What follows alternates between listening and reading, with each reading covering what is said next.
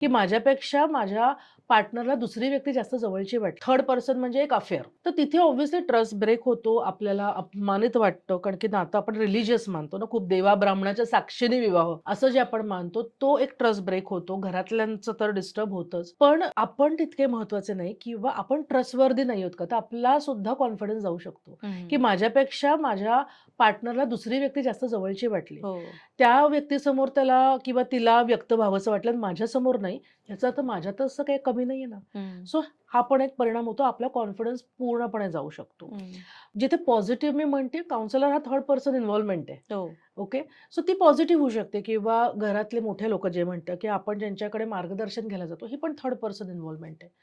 काही केसेसमध्ये मला असं सांगावसं वाटेल, की बरेचदा लेडी किंवा जेंट्स दोघींकडची फॅमिली जर इन्व्हॉल्व सतत होत असेल, हो, हो. इन-लॉज ज्याला आपण म्हणतो. हं. आपण तर नवऱ्याकडे जातो आणि तिथे आपल्याला बऱ्याच गोष्टी ॲडजस्ट कराव्या लागतात. पण अशाही केसेस कमी नाहीये, जिथे मुलीकडचे आई-वडील किंवा स्पेशली आई खूप जास्त इन्व्हॉल्व होते मुलीच्या संसारात आणि त्यानी प्रॉब्लेम सुरू होतात. अदरवाईज ते सासर काही वाईटच असतं हे काही जरुरी नाहीये. हं. पण तिचा काय अनुभव असेल, तिच्या काय अपेक्षा असतील, की सासू अशीच असते.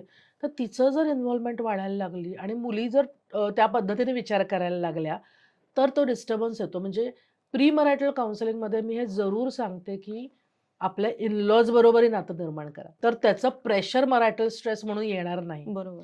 तुमची मुलं देखील थर्ड पर्सन इन्व्हॉल्वमेंट होऊ शकतात. मुलं आल्यानंतर नातं बदलतं. हो, हो. कधी-कधी खूप क्लोज येतात, कधी एकदम दूर जाता.